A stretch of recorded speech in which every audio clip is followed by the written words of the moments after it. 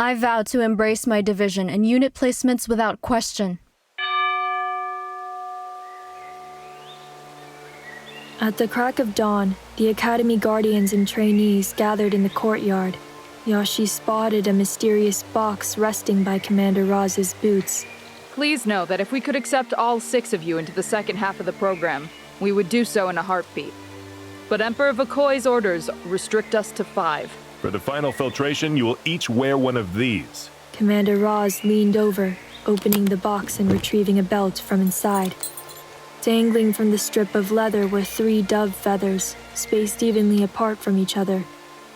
After sliding off his overcoat, Commander Roz slipped the belt through the empty loops of his pants. 1 feather dangled from both of his hips, and the final one dangled behind him like a tail. He pulled at the feather over his right hip, and with a bit of force, it popped free from the belt. The first trainee to lose all 3 feathers will be filtered from the program. As Commander Roz removed the belt and slid his overcoat back on, Dr. Blimmery wiped the edge of his eye with a quick swipe of his fingertip. Professor EMBRE scowled at him before providing the trainees with further details. This filtration will take place on the Academy field. There are 3 rules, but breaking them will automatically disqualify you, so listen closely. 1. You must only remove feathers from the belt of your assigned target. 2. You must stay on the Academy field exclusively. The surrounding woods, courtyard, and Academy building are no-go zones. 3. No tools and no horses. Dr. Blimmery placed his hands in his pocket and stared at his boots. Those are the only rules. Which means we can even use force. Professor EMBRE held her hands out. If you have any tools on you, remove them now. VELL and Kiehl reached into their pockets, removing handfuls of throwing stars in unison. KO glanced at VELL in amusement as they placed their blades on Professor EMBRE's palms. Now it's time to announce your targets. Pinto Dempsey, your target will be QUAX AVARIUM. They all faced Pinto, knowing he couldn't win a fight against QUAX with brute force alone. He started to pull at his curls, devising a plan, and QUAX watched him brainstorm with narrowed eyes. QUAX, your target is KO PICKETT. QUAX looked away from Pinto with a dropped jaw. What? KO, your target is SUNNA RICKABEE. As SUNNA stiffened, QUAX's frown disappeared. He gestured for KO and SUNNA to lean toward him and began to whisper. YAHSHI squinted at their group of 3, trying to make out their conversation. What are you telling them, QUAX? SUNNA, your target is YAHSHI KONYA. SUNNA glanced at YAHSHI with a grim smile, and despite the circumstances, YAHSHI smiled back. YAHSHI, your target is VELL PATURA. YAHSHI's smile dropped instantly. He faced Commander Roz, hoping he had misheard, but the Guardian nodded in confirmation. Me? Against VELL? When YAHSHI looked at her, she avoided eye contact, staring blankly ahead. VELL, your target is Pinto Dempsey. As the clouds darkened, the field seemed to grow vaster. YAHSHI imagined himself running for the woods, the trees moving farther with every step, always out of reach. Commander Roz began to pass out 6 belts, snapping YAHSHI back to his senses. On the field, you'll find 6 red dots painted on the grass. Claim one and stand on it until Roz blows his whistle. After the trainees fastened their belts, Commander Roz slipped a golden whistle between his lips. The Guardians remained on the courtyard while the trainees scattered across the field, searching for the red starting points. They were so far apart that once YAHSHI had claimed his, he could barely see the other trainees' faces. Knowing that he and SUNNA were the bridges between their 2 groups, YAHSHI got into a running position. If Pinto were to pluck QUAX's feathers, QUAX would be filtered. But if SUNNA were to pluck YAHSHI's feathers, YAHSHI would be filtered. It's simple. I need to outrun SUNNA long enough for Pinto to take care of QUAX. He flinched as a high-pitched whistle pierced through the air. SUNNA was bolting after him without a second to spare, KO trailing at his side to help facilitate his success. YAHSHI pivoted and ran toward the trees, maintaining his distance. I can put up a fight against SUNNA, but not both of them. If they catch me, it's over. As he ran, YAHSHI heard the sound of KEIYO and SUNNA's footsteps growing louder. They were gaining on him, and he was getting dangerously close to the edge of the field. He turned right and ran parallel to the woods. When he stole a quick glance over his shoulder, he saw KEIYO break away from SUNNA's side, sprinting toward the direction YAHSHI was heading in. Realizing that KEIYO was trying to cut him off, YAHSHI changed directions once again, dodging between the two trainees and nearly losing his footing as he avoided their attempts to tackle him. He sprinted as fast as he could, hoping to create a separation between himself and his pursuers. Relief flooded him as he checked over his shoulder and saw them falling behind. As YAHSHI circled around QUAX and Pinto, curious about his friend's plan, VELL appeared at his side and ran with him. Don't stop. No matter what. I know. No matter what. She left YAHSHI's side, swiftly rushing at QUAX from behind while Pinto had him distracted. After launching herself forward, she wrapped her arms around QUAX, replicating the move she had used against Fern to earn her pin about 8 months prior. She didn't manage to take QUAX down, but the attack temporarily stunned him. After Pinto swept in and successfully plucked a feather from QUAX's belt, VELL released QUAX and bolted away. No! Nice one, you two. YAHSHI's breaths were becoming heavier, making it more challenging to keep pace. When he turned his head to check the distance between him and his pursuers, he noticed that KEIYO was no longer running at SUNNA's side. YAHSHI scanned the area frantically as he ran, anticipating a surprise attack. Instead, he spotted KEIYO coming to QUAX's aid, tackling Pinto to the ground. Before Pinto could react, KEIYO landed a blunt punch to his nose.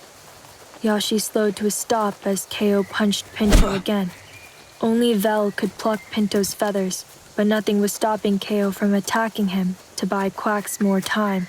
YAHSHI, keep running! Pinto grabbed KEIYO's upper arm and squeezed, aggravating the sword wound that had yet to heal completely. KEIYO wailed out in pain before striking Pinto with a blow stronger than the first two.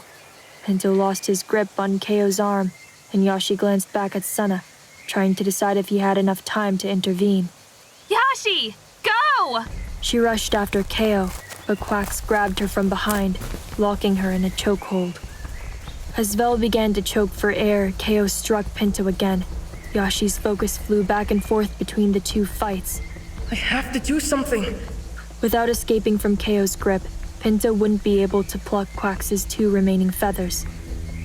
On the other hand, YAHSHI knew that nothing was stopping QUAX from choking VELL until she could breathe no longer. Before he could make a choice, VELL dug her nails into QUAX's arms in a desperate attempt to break free. QUAX yanked his arms away, losing his hold on her.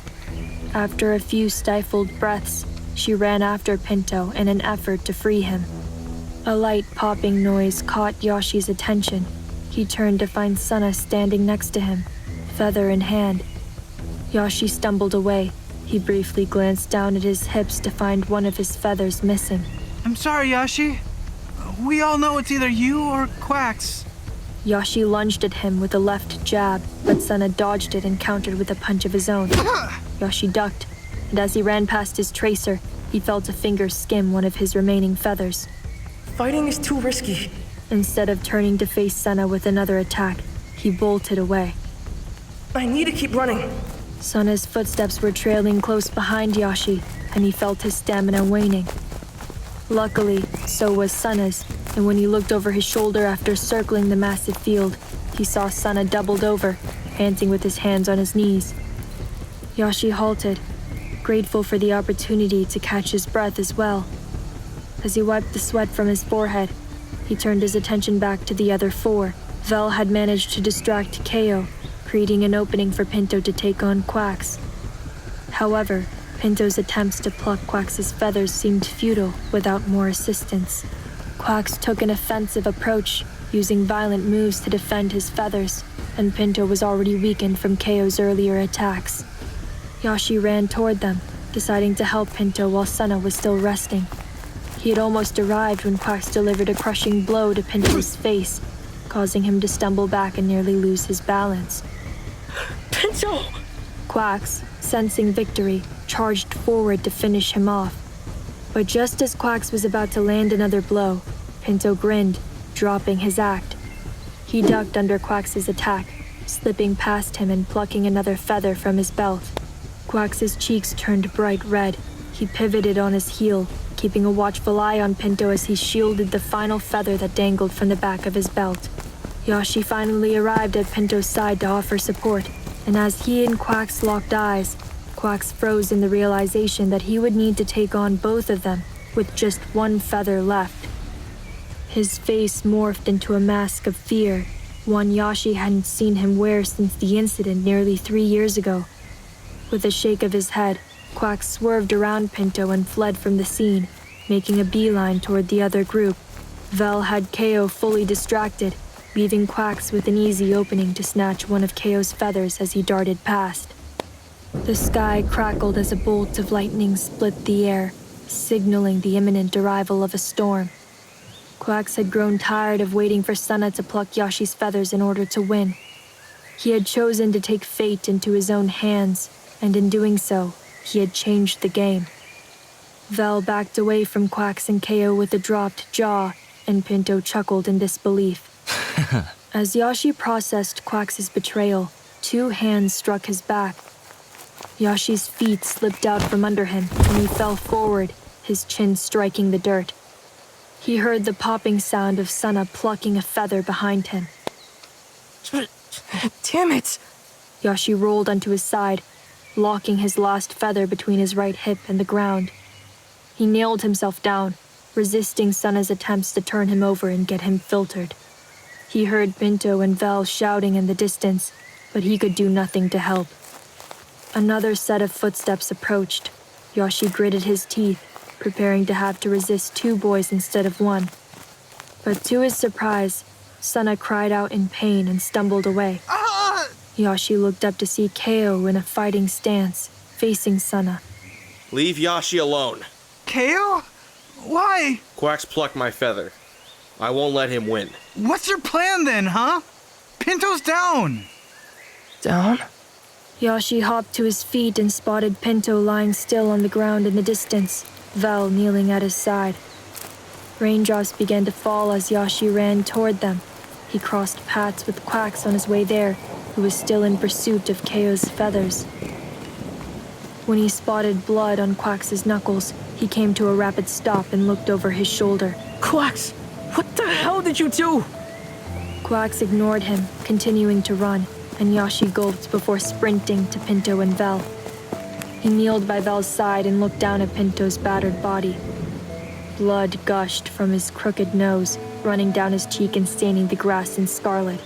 Cuts marked his neck, jawline, and bruised hands. After KEIYO ran off, QUAX panicked. I tried to stop him, but... The rain intensified as YAHSHI began to gasp for air, his breath slipping away. VELL clung to his shoulder with a death grip. We have to do something. We need Dr. Blim. YAHSHI could hardly hear her. He felt like he was sinking underwater as the rain dripped into his eyes, blurring his vision. With Pinto unconscious, QUAX was immune to the game.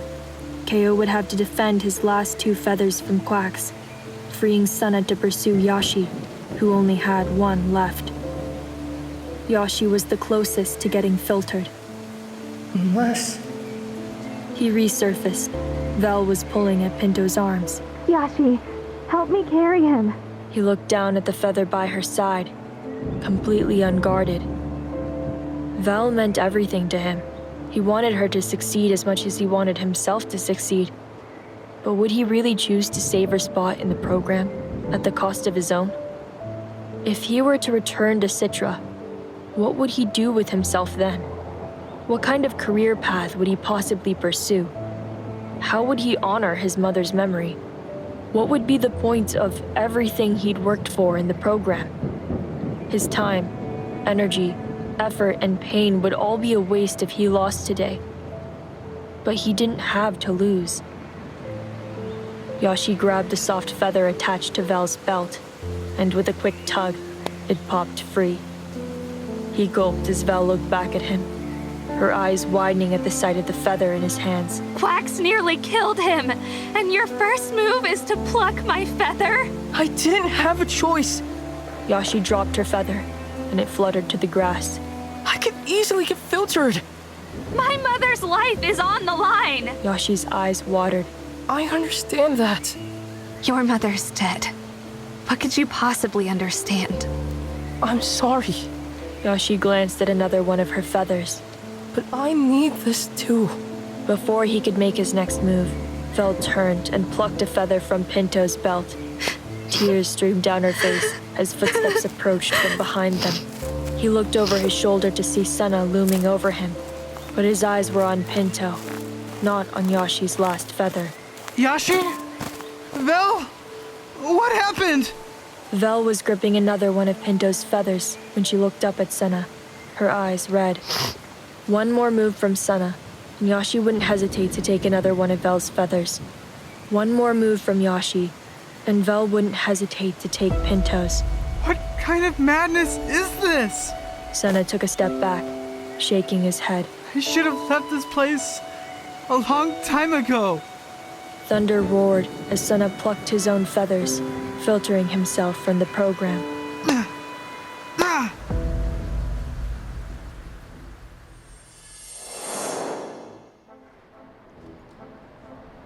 There was only one 5-seater table in the dining hall that evening. While Dr. BLIMMERY and Commander Roz rushed Pinto to the city hospital, YAHSHI, VELL, QUAX, and KEIYO had no choice but to sit together for the first time. A band from the city center played a jumpy, celebratory tune as Professor EMBRE wheeled a cart of cake slices to the table. Congratulations on securing your spots as Academy graduates in the Guardian Force. She slid a plate in front of YAHSHI first, but he didn't look at it. He couldn't take his eyes off the empty seat. I'm sure you're all worried about Pinto, but he's in excellent hands. He'll return as soon as he's well enough. Professor EMBRE served QUAX and VELL their slices next. As you know, the second 9 months in the program include shadowing real Guardian units in the city center, or an expedition to the Eastern Territory. YAHSHI KONYA, you're up first. YAHSHI nodded once, numb to the news. Your assignment is tomorrow morning. Professor EMBRE slid the final plate of cake in front of KEIYO. Meet your shadow unit leader in the common room at 6. With a swoop of his arm, KEIYO sent his plate flying. YAHSHI finally looked away from Pinto's chair, watching as the plate shattered against the floor, cueing an explosion of chocolate. Professor EMBRE glared back at KEIYO before leaving the dining hall. As QUAX devoured his cake, VELL stabbed a fork into hers and left it there. YAHSHI took a bite, which he promptly spit out. Oh, too sweet.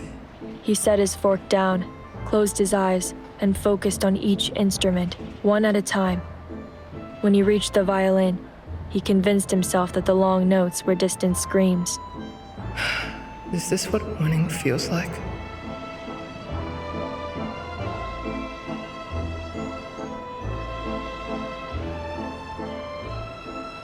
YAHSHI allowed the music to drown him for a few minutes before he made his way back to his quarter. He spent all night lying on his bed, staring at the ceiling as he imagined what SUNNA had been up to after returning to Nominor.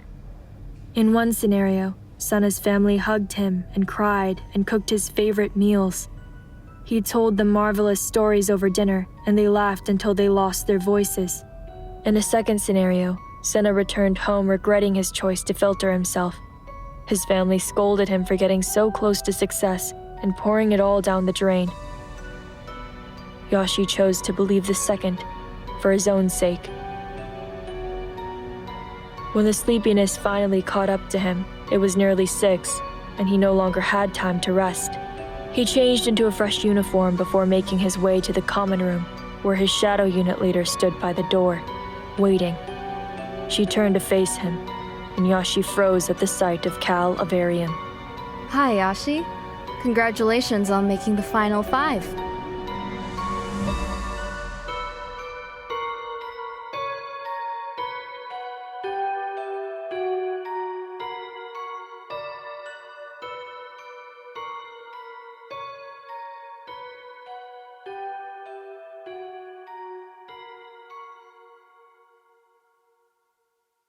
Belladonna, Book 1, Nightshade Academy.